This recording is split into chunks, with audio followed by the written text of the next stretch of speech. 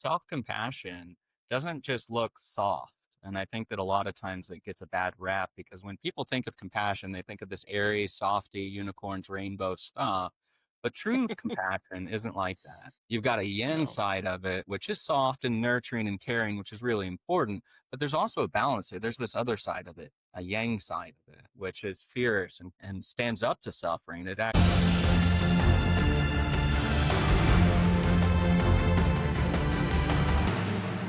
Welcome to Forged in Silence, addressing issues men face but rarely talk about. Tonight we have a really good friend of mine. His name is Jerred. He is a man that I met while I was trying to figure out what I wanted to do when I grow up, when I went back to university, and when I was trying to figure out whether I wanted to go into social work or go into something else. I was still trying to decide whether I wanted to go into the business path or the social work path. And Jerred gave me the space and the honesty that I needed to really self-reflect and decide which way I wanted to go. And I didn't end up going the social work route. That doesn't mean he said don't do it. It means he gave me the space to really help me find out what was important to me. And so I am extremely excited to have him join us. I've had coffee with him a bunch of times. We've developed a friendship since. And he's a really amazing influence here locally for men and just the people in general. So, Jerred, I'm really excited to have you here and share a conversation about self-compassion and the way you speak already and the calmness that you bring. I'm excited to bring this to our guests and have them hear what you have to say about this topic, because I know it's something that is near and dear to your heart just in conversations that you and I have had. So I'm really excited to have you here. But before we dig in and before you tell our audience exactly what you're all about, how are you really? How are you? Yeah. So this is my first podcast. You've said that I'm very calm, but inside I'm actually quite anxious. I'm excited, but also a little anxious to talk about something so passionate to me and wanting to make sure I mark all the I's and cross all the T's and making sure that I cover it comprehensively. How about for you, Robbie? How are you Well, feeling? there you go. How am I really? I haven't really had time to think about it, so I'm going to think about it right now. I'm just going to word vomit how I'm feeling. Excellent. I'm anxious too. It's been a busy week. This time around, the holidays is always busy with work and, work parties and trying to get to the end of the year. Then my daughter, she has a lot of stuff going on with school, concerts and stuff that she wants to do and, for school and her social life. I was telling Steve earlier that, you know, Thanksgiving was a week ago and it's like a blur. Like, Yeah. it's just, this week has gone by so fast.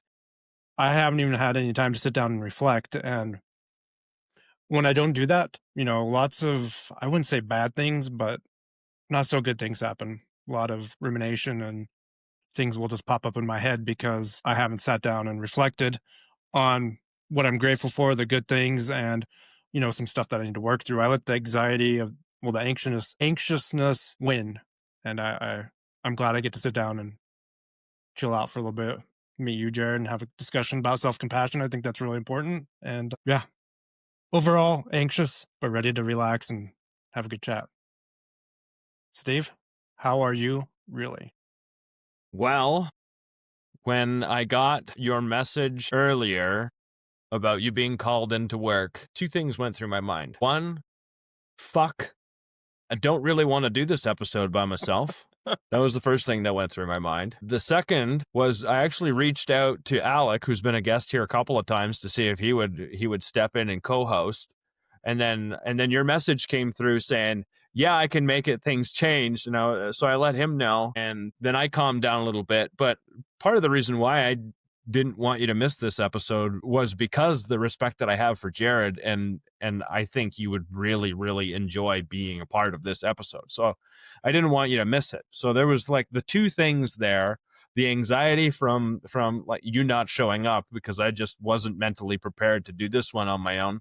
Not that like Jerred intimidates me. I literally sat down on this past weekend and had coffee with him. Like, I know he doesn't bite, but still, I just wasn't ready for it. And then it's finals week next week, and I've got a big final coming up. Like, I could not do my finals and still get the high 70s, low 80s and be okay, but I demand more of myself. And so I could easily, like, I could not put effort in, get 50s on everything, and then everything would be honky dory, but that doesn't help me in my future. So I still want to do well, and I've got to put a bunch of effort into studying for one of the bigger exams that I have that's attributed to my major, and I want to do well on it. So Saturday and Sunday are big days for me to sit down with another student that has become a good buddy of mine and who we study together and bounce stuff off of each other and all the rest. So that being said, I can feel the tension inside because there's a feeling of unpreparedness. And after I study and I get a little bit more wrapped around my head that I'll be more prepared for things, that will calm down. But it definitely, the feeling that I have right now is mostly because I don't feel like I'm prepared. So I've learned. Go ahead, Robbie. I want to ask you a question about that. Yeah, go for it. Before we start. I think this is a good thing because and this goes along with self-compassion. How do you know when you've turned the page and you're ready to take that test? Or finals, or anything in life? Let's put it that way. That's a better way to word it. Anything in life.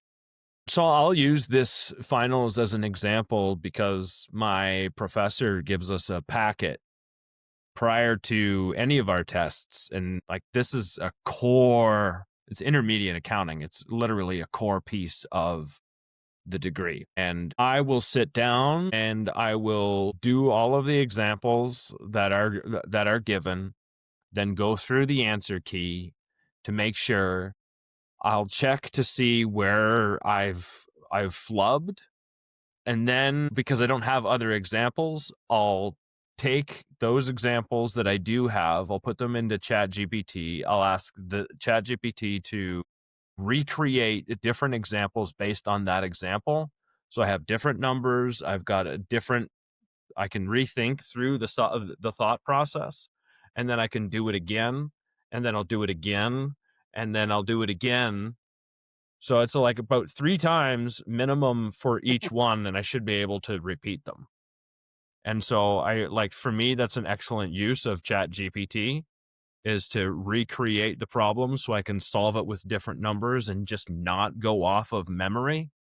Because I learned early on that I could do the same example and know where the numbers are supposed to go without thinking how I got them there. And that's not going to help me any. And so what happens is, and I've done this now enough times this semester, is I know I'm prepared enough when I put this stuff away and I'm not walking around going, I hope I don't fuck this up tomorrow. Like, that's what it comes down to. And I had an example, and I know I'm rambling on a little bit, but I had an example of this year. I would think it was the second test that I had this semester. Third that I had this semester. I got in a car accident on my way into school. I got some guy changed lanes into me, and I show up early for everything. And on test day, I show up an hour early. Like, it's ridiculous. Sometimes the school isn't even open yet. Like, the doors aren't. I'm standing out front. And in that case, I would have been standing out front. But I was so early that I was able to deal with the cops, get everything signed and blah, blah, blah, blah, blah, and still make it to the exam 15 minutes early. And every part of me was asking for permission to not do this test because I was like, I could already see my nervous system was like, I could feel my nervous system was frazzled. I could just feel it. I don't want to do this right now. I was perfectly capable of doing it. I was just being a whiny little baby. And so I went there, I sat down, my teacher never gave me, I went and talked to her. I tried, I was looking. I went and talked to her. She's like, you take a makeup exam if you want. And I was like, no, screw that. I'm going to go and take this freaking thing. So I sat down and I took the damn thing and I got 100% on it. after the car accident, after I didn't want to do it, after I didn't want to blah, blah, blah, blah, blah, blah, blah. Like literally, I got 50 out of 50. And so it was a fantastic example for me of I did all the work and I prepared myself for it and I was allowed to bring some notes and I brought some notes and I had everything that I needed and I was confident. And even though shit hit the fan and shit hit the fan, I could show up and I still produced. And so now I have a really good idea of what being prepared looks like. Yeah. I think too, where does with preparation become panic? How much are you preparing and then over preparing and then planning and Yeah. then when things don't go your way, how to adjust, to that too. I think that line is sometimes hard to distinguish. When is it that I'm prepping and now when is it that I'm panicking? So great example there. Yeah, I mean, I never knew, I think, until then what preparation kind of looked like and how to discern like the two feelings now. But now that I've done it enough times, I think, Robbie, if you really asked, how do I know? I know because I've done it enough times now that I have an idea of what being prepared looks and feels like. I think going into it the first time, I had no freaking clue. And it was part of the experience of knowing and going through everything that I went through. That's how I'm going to be able to tell for this exam where I'm at. So it sounds like confident. You're confident. Yeah. Yeah. So you're confident that anything could happen before or during or whenever part of this, I'm just going to say journey, that you are ready to do the task. Yeah. I'll still be able to show up. Yeah, I like it. Okay. Let's move into self-compassion. Yeah, absolutely. Jerred, let's have the conversation, man. Let's tell our audience a little bit about yourself Sure. first. Yeah. Why So not? I've done a few different roles. I'm a social worker, first and foremost. First and foremost. And then I wear a role called a social worker and do a few jobs. But essentially, what I do is I teach mindfulness and compassion. I'm a psychotherapist. I've done some stuff in higher education. But pretty much for a decade or so, I've worked with veterans. I've worked with serious mental illness, incarcerated youth, adults, and a lot of men that are carrying a lot of burdens, actually, which is what brings me here to the Forged in Silence podcast. I just think that the first image that when you mentioned Forged in Silence is this, I got this image of this almost like this man who's just wearing this huge burden cross of some sort for some maybe spiritual people, but maybe just a huge burden with a lot on his shoulders and no one can see it. And so he's sitting alone in that silence. And that's kind of what I think of when I think of Forged in Silence. And I don't know how accurate that is to your intention, but I figured maybe just starting there and seeing if that hits true to kind of what your hopes are for the podcast too. I'm going to say you nailed it. Like Steve and I sat down and our big thing was men suffering in silence. You don't have to suffer in silence. We found through, our journey that suffering in silence isn't the way to go. And, Steve always says, stranger saved my life. So we don't want men to sit in silence anymore. And we want men to know it's okay to talk and have your emotions and your feelings. And no one's going to judge. We're not going to judge. And we're here to help. We're here to listen. We're here to give you space. Yeah, I can't say it any better than he did. that was You nailed it beautiful. too. That's really beautiful. I mean, and I'm so happy that you're doing that because, I'm not an expert on men. Let me first of all say that. I'm not someone who knows any better than anyone else. I'm not the guy who knows the right answers. I'm a guy. I'm a man. I'm someone that has lived experience with that and lived experience with trauma and mental health. And that advises a lot of why I reach out for help myself and why I try to be that for other people. And so really I'm coming from a perspective and where I'm coming from as, work integrates kind of evidence-based psychotherapy, mindfulness, compassion, but it's really open to mystery, open to the mystery of consciousness, life, and so forth and so on. And so I'm not here to give answers or anything like that. I don't know the right answers. I just know that when we suffer alone, that it's not good for us, and that it seems somewhat unnatural in some way, especially in our current culture and our current upbringing, to kind of feel so cut off, numb, isolated in that way. And so I'm coming from just someone who's had the perspective of seeing men suffer and being there with them during the trenches of suffering. I don't have a magic cure for suffering other than connectivity, other than reaching out. And so I'd like to talk a little bit, hopefully, about some self-compassionate principles today, or some ideas around self-compassion that might make some of those reaching out for help make a little bit more sense. What is, you mentioned one thing. I got a question here, but you mentioned working with incarcerated youth. I kind of want to start there with self compassion. What does self compassion look like to incarcerated youth? You talked about the isolation, the numbing. There's probably a lot of those people, those young kids that find themselves in that some kind of trauma or some kind of upbringing that put them in that situation. How do you show? And I can just guess they don't have any self compassion. That's why they kind of ended up that place. I'm assuming. I'm not sure. But how do you start there? Like that's a really tough spot with someone that's in that spot and probably has a lot of issues going on in their head. Yeah, yeah, I think that underneath, at the core of every human being, that there's a desire to love and be loved, basic human needs, right? And so like belonging is one of those needs, and you can really see it in kids that are like gang affiliated or in an environment like that. And self-compassion doesn't just look soft. And I think that a lot of times it gets a bad rap, because when people think of compassion, they think of this airy, softy, unicorns, rainbow stuff. But true compassion isn't like that. You've got a yin side of it, which is soft and nurturing and caring, which is really important. But there's also a balance there. There's this other side of it, a yang side of it, which is fierce and stands up to suffering. Actually, it's more like the martial arts stance, of horse stance, where it puts your hand in front to stop, stable, grounded, but stopping and protecting from further harm in both self and for others. And so compassion looks different depending on the context it's placed in. Just like water, if you place water into, the context of a cup, it's going to adapt to the cup. Your whole Bruce Lee kind of water idea. You put it in something that adapts to the constraints it's put into. So what does compassion look like for an incarcerated youth? It looks like being able to look inward in a regulated way, without becoming overwhelmed.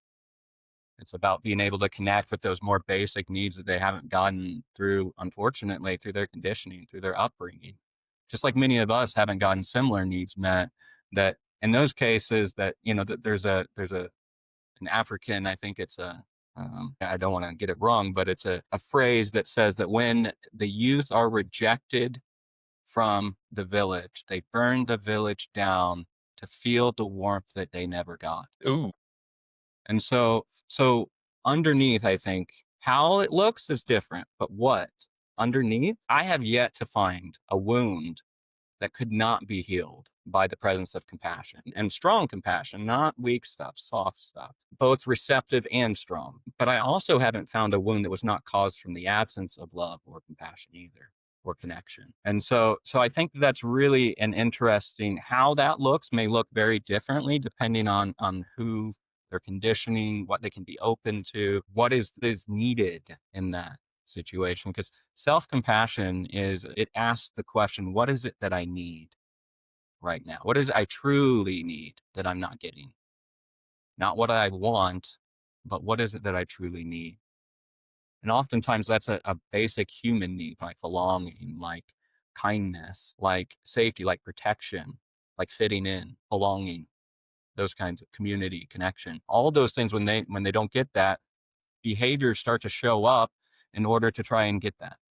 And so I think that we see a lot of Yeah. that unfortunately, in group, out group formation, cops versus robbers, Indians versus cowboys. So you could almost say that even in those behaviors, like the negative ones that are fulfill the need of belonging, right? Putting yourself in the spots that are going to get you in more trouble than where you were before. is that filling that need is literally a form of self-compassion, but just in the wrong way. Yeah, there's a really interesting story that I don't think maybe Robbie on weigh in on this. Have you, as you or your audience, heard the story of the clay Buddha in Thailand? No. It's a very usually most people would know if I said something like that, right? It's just a story of a statue that was told, I think, by Tara Brock in some of the mindfulness and compassion trainings that I was in. And essentially, it's a story. It's a true story that in Thailand there's this really precious, gigantic Buddha statue, and it was clay. And the whole monastery would take really good care of this very precious. It's very old. I mean, it was centuries old. It's probably one of the oldest clay Buddha statues that they knew even existed, and one of the largest. And so over time, the statue began to crack. And the monks would hurry up and, oh, no, we got to keep it precious. We got to keep it protected. And so what they would do is they would cover it up with more clay and more clay and more clay. And this went on for years. I mean, we're talking centuries, right? And so here you have a cracking clay Buddha that everyone's trying to protect by adding more clay to. And then one day it cracked really, really bad. I don't know if they were moving it, or maybe one of the monks wasn't doing his due diligence, or sleeping on the job. You know how those monks are. And so, so surprisingly though, the crack was big enough that the monk was able to take a light and shine it in, and something glinted back. And he's like, what was that? And so he looked closer and he realized that underneath the clay was a glint of gold. And so the monk slowly started to chip away very slowly at that, because, it's a precious statue, chip away at the cracks and start to see that actually underneath this clay Buddha was a gold Buddha. And centuries earlier, when foreign invaders had come in to loot the place, to protect the statue, the monks threw all this clay over it. And that because So it it was looked like a clay Buddha and didn't have the value. You're right. And so people had even forgot that the clay Buddha, that underneath that clay Buddha, because it protected it so well, that they didn't take it, right? And so it protected it so well that they forgot over centuries that in fact it wasn't a clay Buddha, it was underneath a gold Buddha. And so what is this? Why is this relevant? Well, it kind of almost thinks to me about what we do as men, right? I mean, we've learned that feelings are liabilities. We were brought up in a culture where it says, hey, you grew up in an environment, softness, you're in trouble. You're ridiculed for that. You're made fun of. You're told to suck it up, to be useful and don't be a burden, right? And so what is this clay, right? It's this armor that we put on to protect ourselves from a world where we're sensitive and that we're getting hurt. We're taught to not have feelings. We're trained to not have feelings. We're trained to put on an armor to protect ourselves because we do have feelings. And so what do? What's that armor look like? It looks like overworking. It looks like perfection. It looks like pushing ourselves. It looks like performance. It looks like over drinking, overeating. It looks like always having to be right. And that while that protects us, it also keeps us from being connected, held, and so forth. This gold that I'm talking about, I think, is really important. A lot of my frame consists of pretty much just three things: awareness, compassion, and this basic goodness. In other words, what I mean by that is that when babies are born, we don't start to love them only when they've performed certain tasks, when they've met a certain performance standard, when they've produced enough. We love them because they're just babies. They're due with unconditional love, right? I mean, they have to be taught what strangers are. And so that part of ourselves has been covered over oftentimes, the sensitive part, the alive part, the capacity to love and to feel. That's the gold. And that has inherent worth, regardless of, just as it is. It's just basic worth. It isn't something that's earned. It isn't something it's just freely given. It's the gold. And that in order to protect that part of ourselves, we've thrown this clay over, and we've mistaken ourselves for all of those, for the clay, for the layers of protections that we've had to build up. We think that we're the numb one, the alcoholic one, the one that can't get it right, the one who's always on edge. And so So I think that that speaks to a little bit about even what the youth are doing. I mean, they've had to grow up. They've had to be forged in silence before they were adults. Hmm. I mean, Yeah. I mean, took an extreme for me to start taking the clay off before I could find my own gold. I mean, all I did was pack more clay on, and I'm just like thinking about that, and then in my own journey until the crack becomes too big that you're forced to look inside, only to find that it was full of the clay was hiding what I thought was ugly. Yeah, Hmm. yeah, yeah, absolutely. The clay was hiding. I mean, I had a drinking problem, so it was doing a shitty job at the end of even hiding that. But was that you too? Oh yeah, I definitely have a drink. It definitely had a drinking problem. Still do. I just don't drink now, other than other stuff. So I just try not to do that stuff anymore. Touche, my friend. But yeah, like once the ugliness wasn't as bad as I thought it was. As the more I stripped it away, the more I actually began to care about myself in a way that I could live with. I think that's probably the best way I can put it. And then stand up for that, which is something I was pretty horrible at doing too. I was good at doing it for other people, but I was never really good at doing it for myself. And that wasn't even it was in a way that I needed to do so I could take care of myself, because taking care of yourself sounds like this another like fluffy thing Yeah, that that you're take care of yourself last after you take care of everyone else. And I'm trying to be careful when I say this, because there's a lot of take care of yourself first, almost to the point of like ignore everyone else, and take almost like narcissism is what I'm going to get to. And it's not that. It's just making sure that I have enough in my cup so I can share it with someone. Not where it's right empty, where I get into the mode of self-destruction, but where there's enough there where there's days where it's overflowing and I can give to my heart's content and give and give and give. yeah, But it was really ridiculous when I heard someone like, you can't give from a place of nothing. that's right. Yeah, yeah, you can't pour And from an empty cup, this is right? where you can't, Yeah. like, if There's there's no nothing. water in the empty cup, we ain't sharing shit. Yeah, And this is where self-compassion started coming in my life. Like, I'm trying to think of what that looks like. And that looks like, even if I'm having a shitty day, I don't need to shit on myself for not being as productive as I had hoped to be, because that's linked to self-worth. yeah, It doesn't have to be that way. It doesn't have to be I'm too afraid to let people down. And really that is still a reflection of myself being too afraid to let myself down, because I have promised this, or God knows whatever it may be. But what does it look like for you, Jerred? yeah. I mean, I think that you're touching a lot on the cracks and how it might show up in times when we see some. We'll talk maybe some about those costs of holding everything in and trying to remain strong in a little bit. But I really think that we immediately assume that if I take care of myself, it's indulgence That's kind of what I was trying to get at there or that too, it's because selfish. it is construed as it has that. Well, I guess the word I'm looking at, it has that paradox, right? Yeah.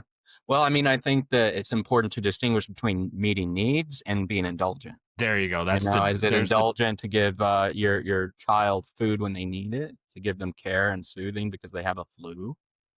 How would I treat a friend who is going through the same thing who I really cared about? That's the essence of compassion. So what would I do if the one who I loved, my friend, my brother, my sister, was going through this exact same thing? How would I treat them? And can I treat myself in a similar way? Can I meet needs? I mean, indulgence says, if I ask myself, what is it that I need? My first thing may be ice cream. I love ice cream. And so that's not what I need. What is it that I really need underneath that? Truly need. That's what I want. And taking into that might overindulge. But what is it that I'm really needing underneath that is comfort, right? The comfort that the ice cream provides, that it makes me feel okay. And so really I'm seeking soothing. I'm seeking something in this situation. What is it that I'm truly need? Right? It's not that we need to break down the entire armor or the clay all at once, right? But we can use an opportunity to shine a little light in and say, well, what's underneath this? What's underneath all of these things that I'm doing that isn't keeping my cup full? That in order for me to take care of others, I do have to take care of myself. And I think that we see some of that issues just in our relationships with others. I mean, if I'm closed off, I mean, how many men have I sat with that feel like that they don't feel anything or they feel rage? Mm-hmm. And so when they're around their partners, they don't feel like they can really be there, and their partners know that. They feel like that they're relating to their armor, not to the warrior that lives within it. So they Mm-hmm. feel cut off, disconnected, like just quite numb even to the things around them. And so I think that it has this relational quality where it feels like, that they have to kind of suffer alone. They can't reach out. I want to hit on something that you talked about, this indulgence and use comfort. And I think I'm going to speak for myself that I got this twisted most of my life till you just said this. And I want you to repeat it, and I want to repeat it too. So I think you said, I want ice cream. What does that equal? Comfort. I know I will always go to something.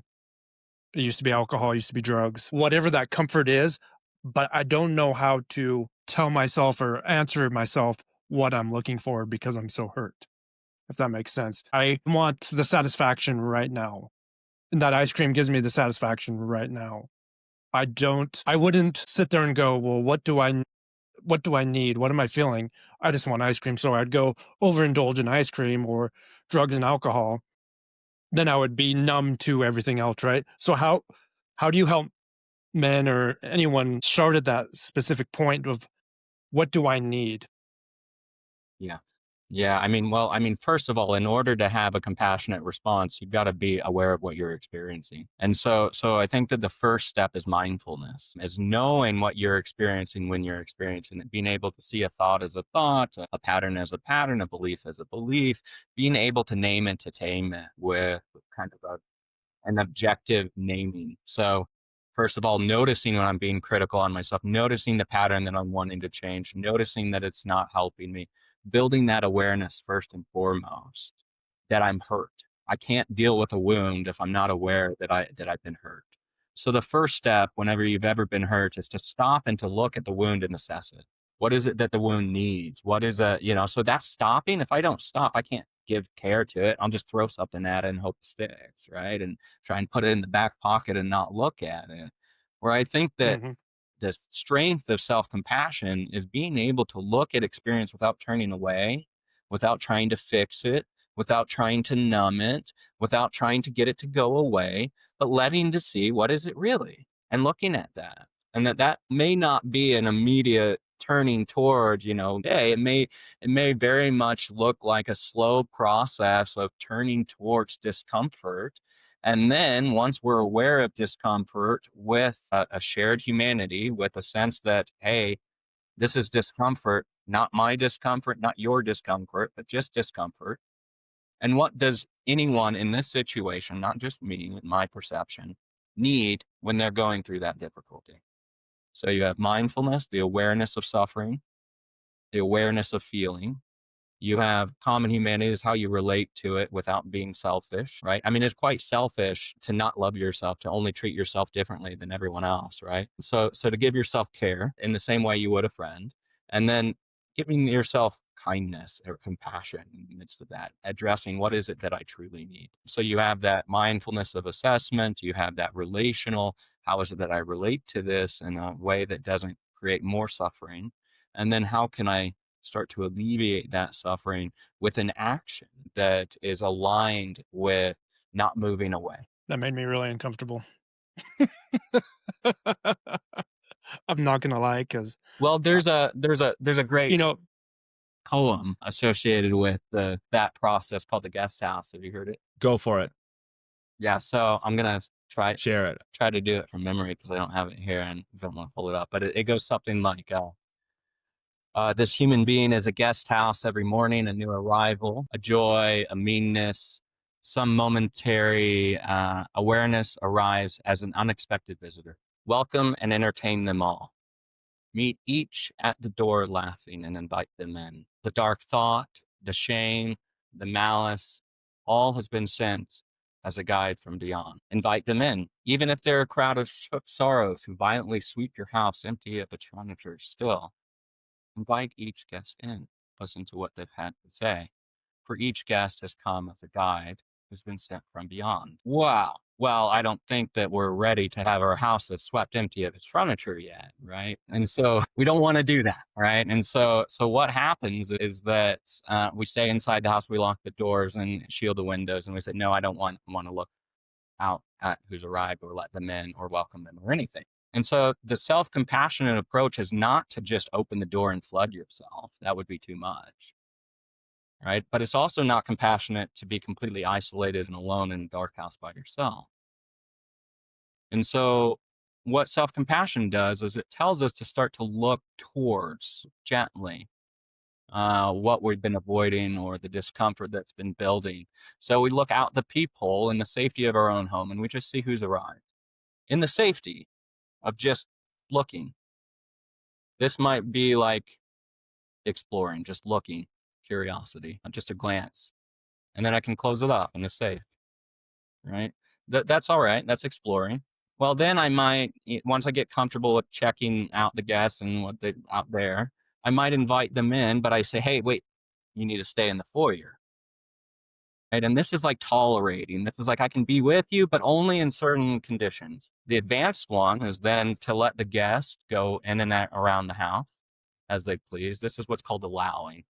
Right? So you move from resisting to exploring to tolerating to allowing, right? This is a slow turning, not all at once. And so by allowing, then you let the guest kind of go everywhere. And that's a little uncomfortable. Right? Well, once you get comfortable with that, then you sit down with the guest and you see what they've come to say. The guest never changes the fucking toilet paper roll, Jerred. That's right. Oh no, here's the thing. You're the guest house owner. Your job is to support them. Your job is to treat them, serve them. Not for them to serve you. Not for them to come in and change your toilet paper. Your job is to make sure they have toilet paper. Your job is to make sure they have Even though food, you don't water, like them. their needs. Or at least you're getting to know them a little bit. Right. The most advanced is befriending, right? Yeah, for sure. Let them come and Getting go to know. Let them come and go if they want. Absolutely. Robbie, I need to ask you now, why did that make you uncomfortable? That made me like, that's really, so to sit down and even just what you just said is it's a lot of work, right? To sit there and I'm 100% or nothing, right? So I'm going to take on 100% and then I'm going to deal with all that at all at one point. But after your explanation, I don't have to do that. But I was thinking when I do that, I was just like, all or nothing. I got to do this. And it's very, very, it's going to bring a lot of stuff up. And I'm going to sit there and it's going to be, a lot of hard times with some of the stuff that I'm going through, unpacking that stuff. I've learned throughout this journey, every time I learn something new and unpack something new, I learn something about myself. Steve and I've talked about this before, you can never go back. Once you've unpacked that, you can't go back. And once you start to go back, you notice that you're going back towards whatever it was. Then you learn some more and you dig some more and you keep going and going. And I just have this all or nothing mindset that when I was hearing you say that, I was like, wow, like uncover it all. I don't mean all and it's all of my issues, but like uncover it all at once.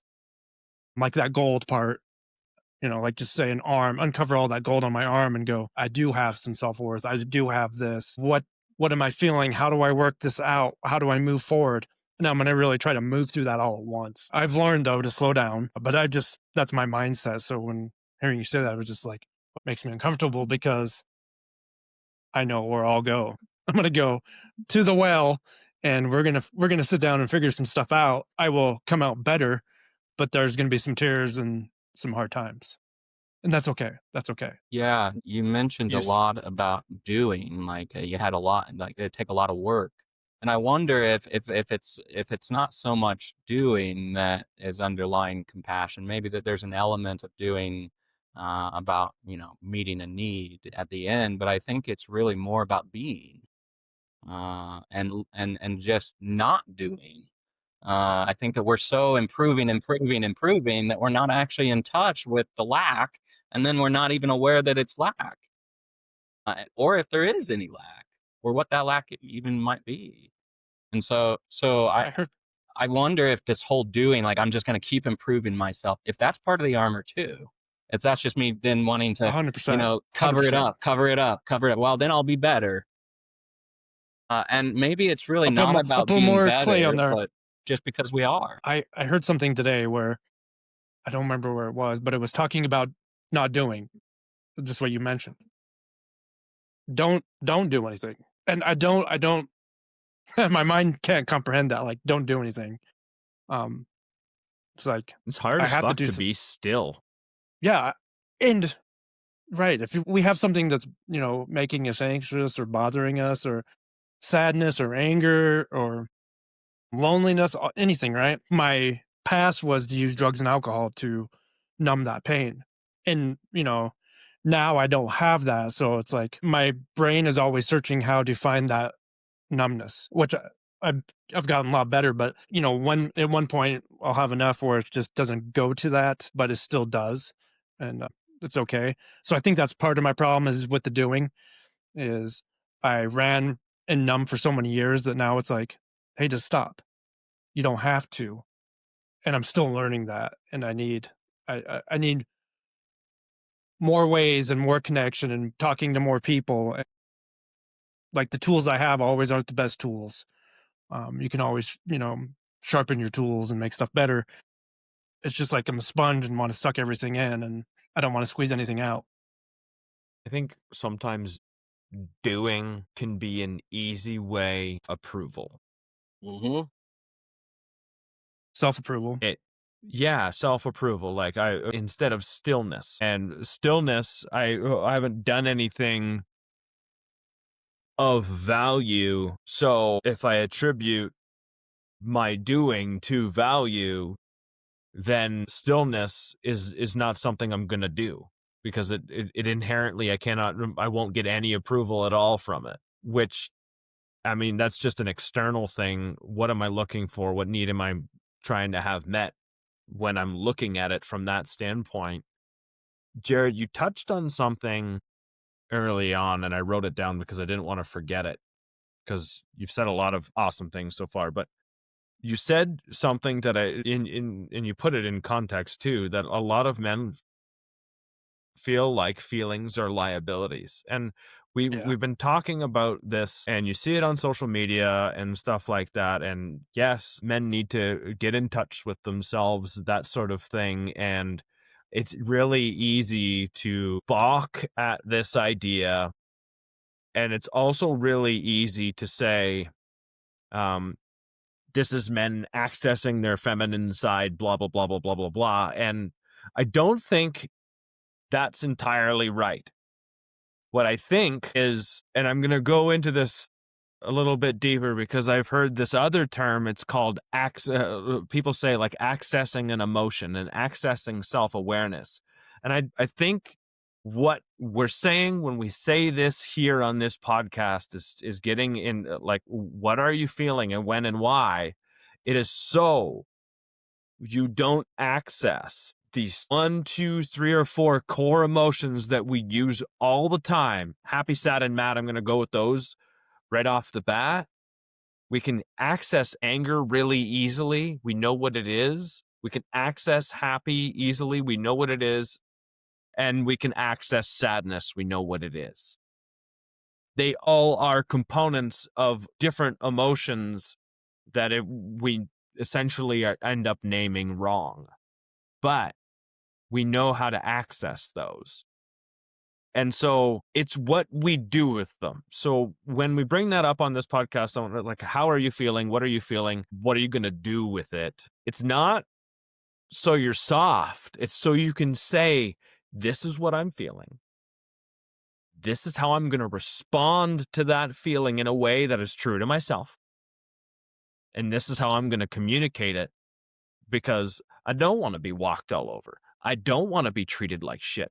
I want to stand up for myself. I want to be this version of the man that I've been striving to be.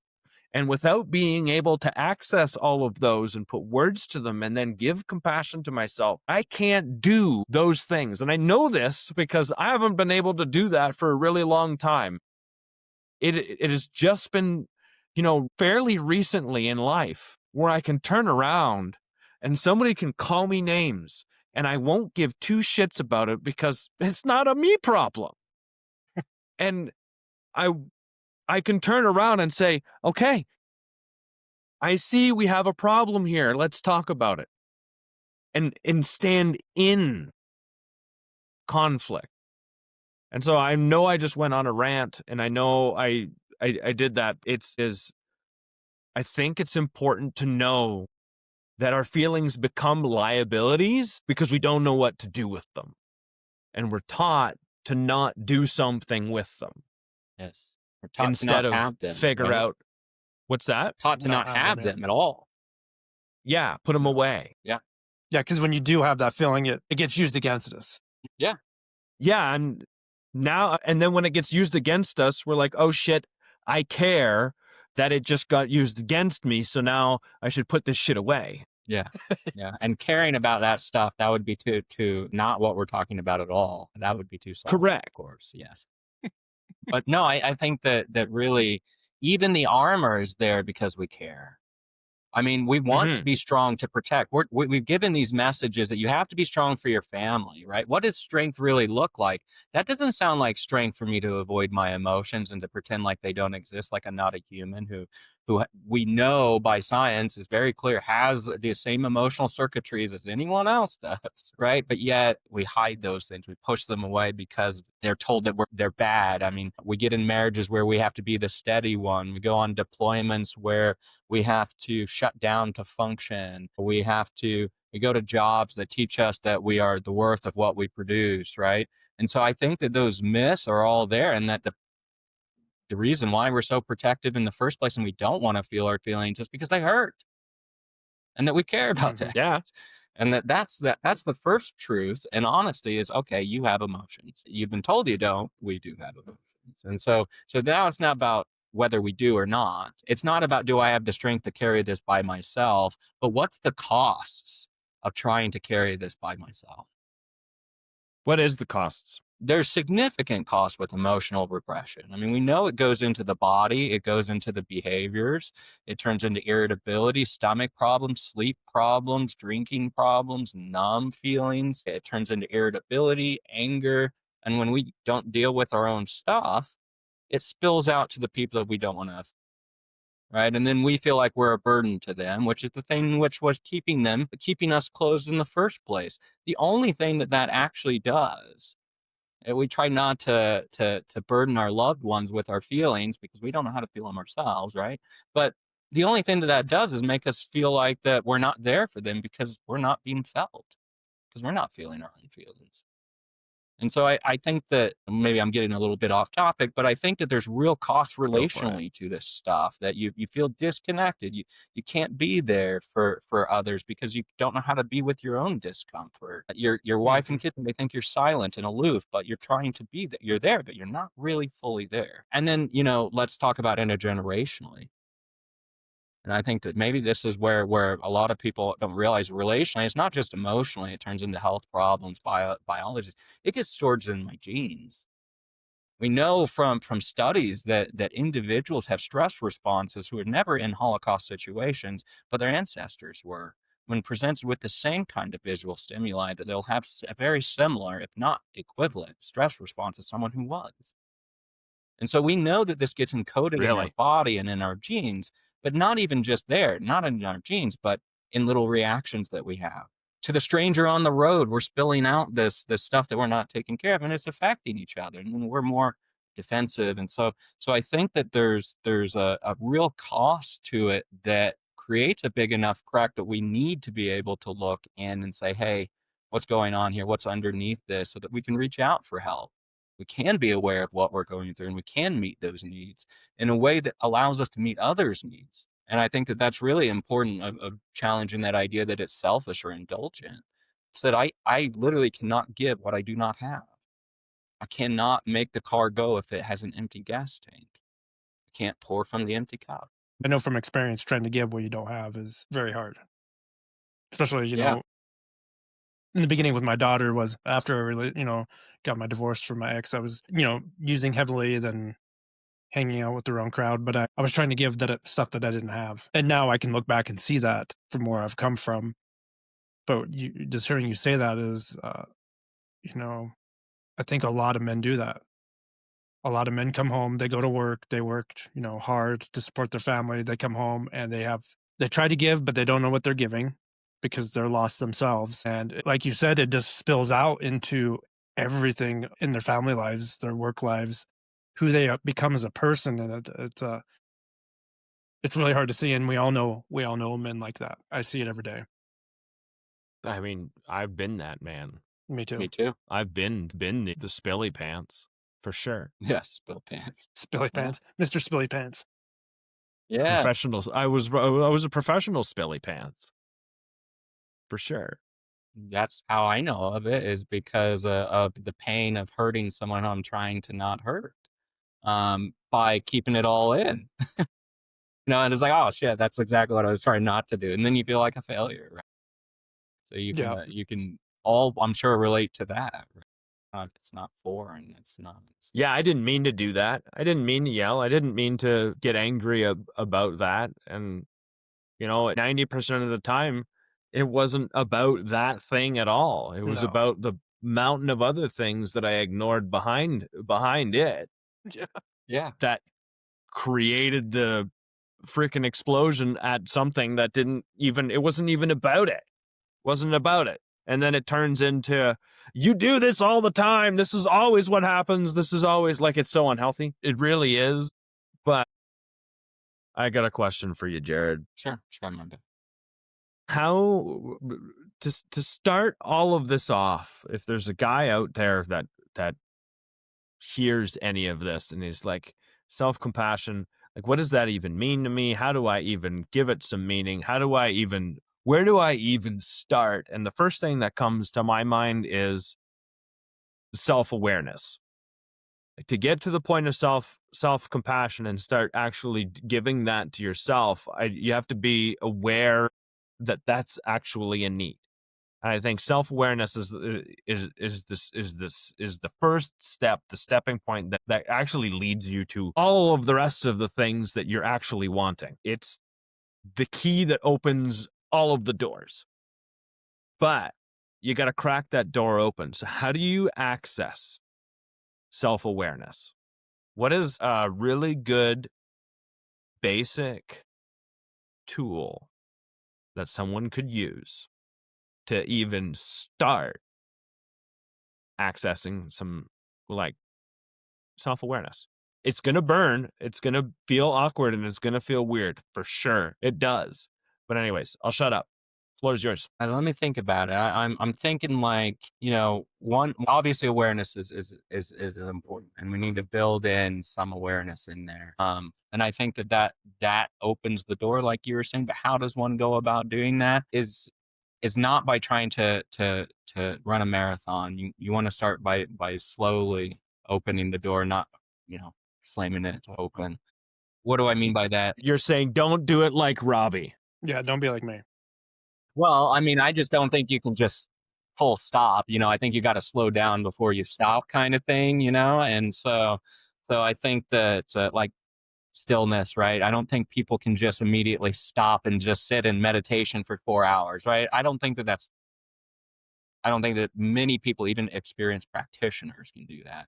And so maybe what does that look like? It looks like much smaller practices, like I had to walk myself into slowing down enough to be able to sit long enough to be able to be with my breath. And then that was pacing back and forth, and then slower pacing, right? And then a little slower walking, and then breathing while walking, and then eventually sitting down. And so I wouldn't advise anyone to jump in the deep end. What does it look like to start? 60 seconds a day where you actually stop looking outward at all the things you got to do, all the things that are doing based. But you take a moment and you look inside and you ask yourself essentially three questions. What am I feeling right now? And looking, you don't have to have a word for it, language for it. What emotion is here, if there is one, right? What am I truly feeling? I think is an important piece right now. And then what is it that I need? 60 seconds. 1 minute. When I teach mindfulness, for example, I don't have people sit down and do meditation. I have them do it in these little informal moments when they're waiting in traffic, when they're waiting for their doctor's appointment, because we want it to be part of our life. That's what we want to be aware of. We don't want to take life and put it on the back burner. We want to have stillness amidst movement. We want balance. We want doing and being because we need both. And so taking a moment, 60 seconds once a day, once a week, looking at, what is it that I'm feeling in my body? What emotion is most prevalent and what is it that I need? Just that. And that awareness then at least gives you some more information. Then the mind will do its Mhm. own thing. We're so good at doing things, right? Just bringing up the awareness piece brings up the fact that, hey, there's something here. And if I know that there's something here, then I can do more with it or be more flexible around it. It doesn't mean that I have to heal it or I got to get it to go away. It just means, oh, okay, there's something here. I can give myself a little bit more space that might be the case. I have tension in the stomach or gut feeling. And ironically enough, just noticing without in trying to change anything or fix anything already starts to access that aspect of awareness and compassion. And so I think just how The you touch into your own body, because that's what's going on right now.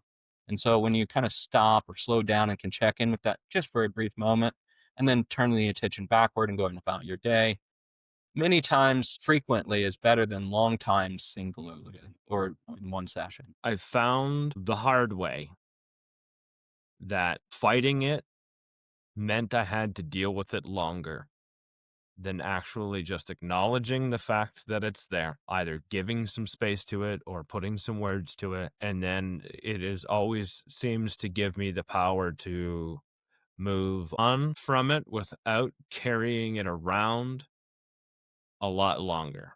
Yes. And I think that is probably a really great way to tie this one out is with that sort of tool, and what hopefully whoever's listening here today, if that is something that you feel like is worth trying, absolutely give it a try. I know for me, self-awareness and self-compassion has gone a really long way to allowing me to show up for the people that I care about the most. Yeah, there's really beautifully said. I just want to say one last thing, and that Mm, you did so well of bringing it together without even knowing the mindful self-compassion mantra that I love the most. And that's that what I resist persists.